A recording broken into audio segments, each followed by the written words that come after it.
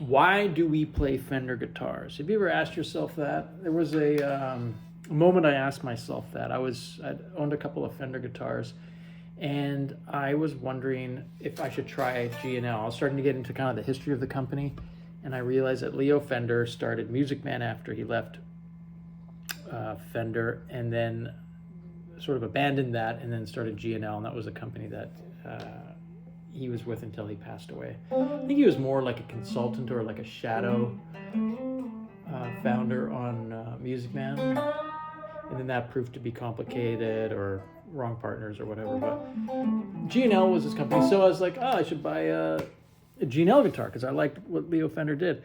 And then it dawned on me that the big reason why I like Fender so much is that I do like customizing, I do like personalizing guitars, and Fender just has this massive industry of third-party companies making products under their specs.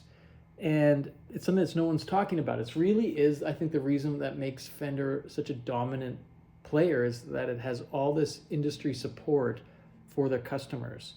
And they shouldn't see it as a negative thing. They should see it as a positive thing. And it literally will tip the scale towards purchasing a Fender guitar. Even if you end up getting a Warmoth neck or whatever, it just makes life a lot easier.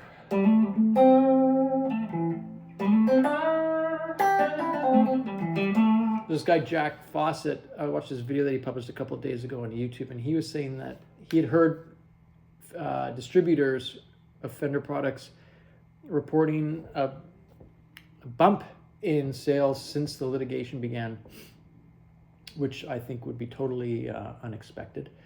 But it's probably less to do with the litigation and more to do with the fact that the timing in relation to when the tariffs were announced, and that things have settled quite a bit on that front, and people kind of have an more understanding of the landscape. And so I think the business is picking up because of that, and probably would have picked up more if it wasn't for this litigation. It seems like litigation seems like an exercise in damaging your brand, because it's unrealistic to think that this is really going to get protected.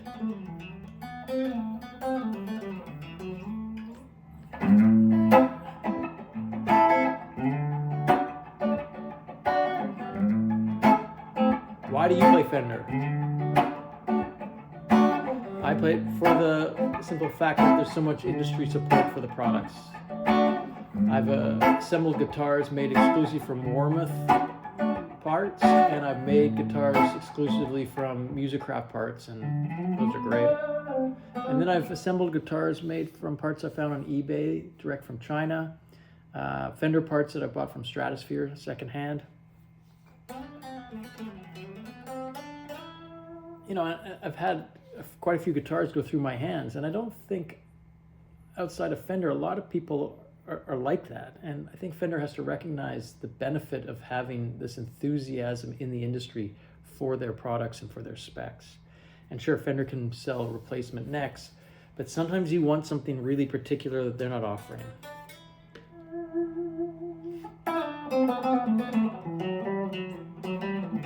I've actually bought pretty inexpensive Chinese maple, necks, and been really impressed. Fender doesn't have to sell everything. That's the thing. I wanted to mention this other thing, is that if you find yourself jamming or playing a song that has a major chord as the 4 chord and a minor chord as the 1, like in this case, here's an A minor and goes to a D.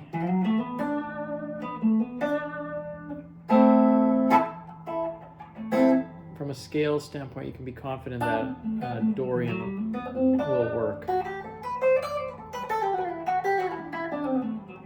A Dorian is basically a G major scale, but you're really honing in on that A note.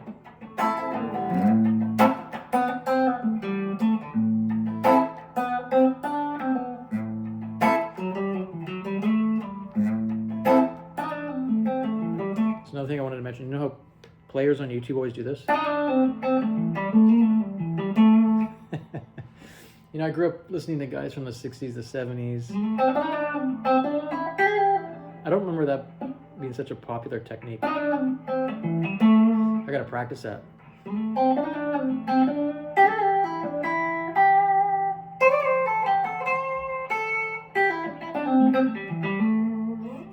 So yeah.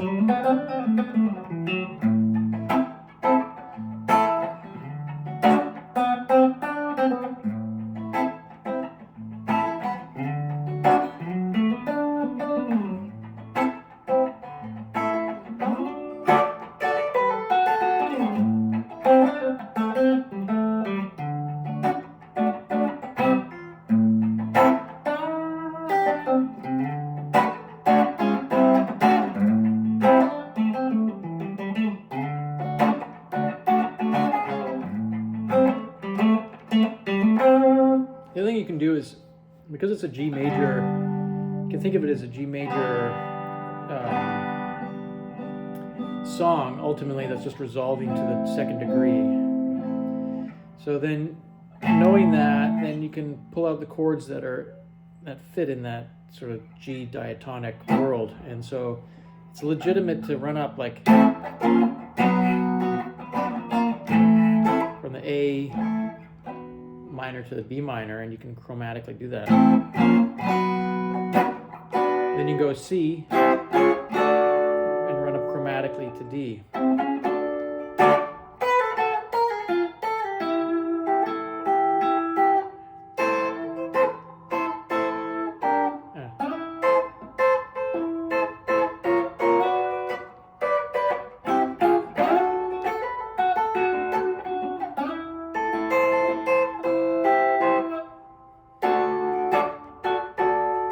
Those are just the triads. A minor triad here, rooting on the second string,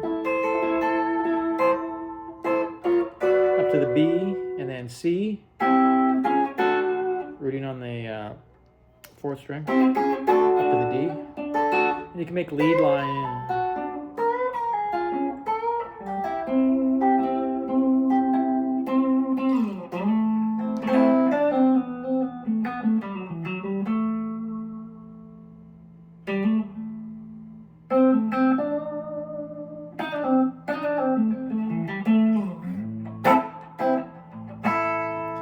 Here's my Squire Stratocaster from 1983, made in Japan.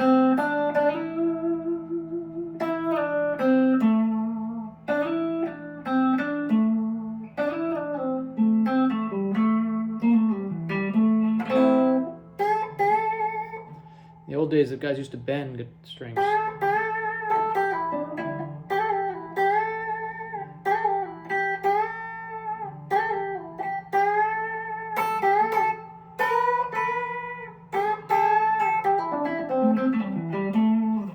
That's why I play Fender.